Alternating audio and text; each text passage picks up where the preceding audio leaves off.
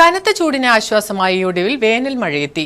കൂടെ കൊടുങ്കാറ്റും. കാറ്റിൽ മേൽക്കൂര തകർന്നും മരം വീണും തകർന്നത് ഒരു കുടുംബത്തിന്റെ ആകെ പ്രതീക്ഷയായ വീട്.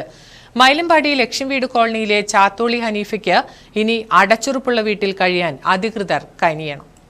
ഷീറ്റുമേഞ്ഞ വീട്ടിൽ കനത്ത ചൂടിൽ വിയർത്തുരുകിയിരുന്ന കുടുംബം മഴയ്ക്കായുള്ള പ്രാർത്ഥനയിലായിരുന്നു കഴിഞ്ഞ ദിവസങ്ങളിൽ.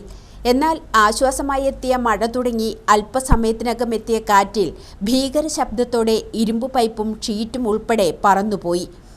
ഇടിവെട്ടിയവനെ പാമ്പ് കടിച്ചു എന്ന പഴമൊഴി പോലെ സമീപത്തെ സ്വകാര്യ വ്യക്തിയുടെ പറമ്പിലെ കമുക് പൊട്ടി വീണത് മേൽക്കൂര നഷ്ടപ്പെട്ട വീടിന് മുകളിലേക്ക്. ഹനീഫയോടൊപ്പം മൂത്ത മകൻ അൻഷാദും മകൾ അൻഷിഫയും റൂമിൽ കിടത്തിയ അൻഷിഫയുടെ 2 വയസ്സുള്ള മകനുമാണ് ഈ സമയം വീട്ടിലുണ്ടായിരുന്നത്. മഴയെ തുടർന്ന് നനഞ്ഞു കിടന്ന 2 വയസ്സുകാരനെയും വാരിയെടുത്ത് ഓടിയ നിമിഷങ്ങൾ ഹനീഫ ഭീതിയോടെയാണ് പങ്കുവെക്കുന്നത്. ജീവിത സമ്പാദ്യം മുഴുവൻ ഉപയോഗിച്ചുണ്ടാക്കിയ വീട് തകർന്നതോടെ ഹൃദയം പൊട്ടിയ അവസ്ഥയിലാണ് ഹനീഫ.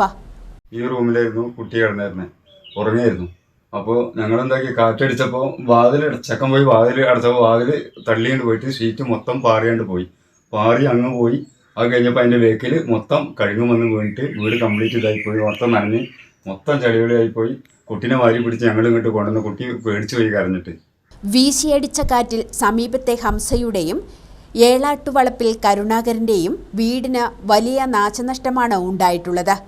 ഹനീഫയുടെ വീടിന് ഭീഷണിയായി വീഴാൻ പാകത്തിൽ ചരിഞ്ഞു നിൽക്കുന്ന ബാക്കിയുള്ള കമുകുകളും ഉണങ്ങിയ മരവും അടിയന്തരമായി മുറിച്ചു മാറ്റണമെന്ന ആവശ്യവും നാട്ടുകാർ ഉന്നയിക്കുന്നുണ്ട്.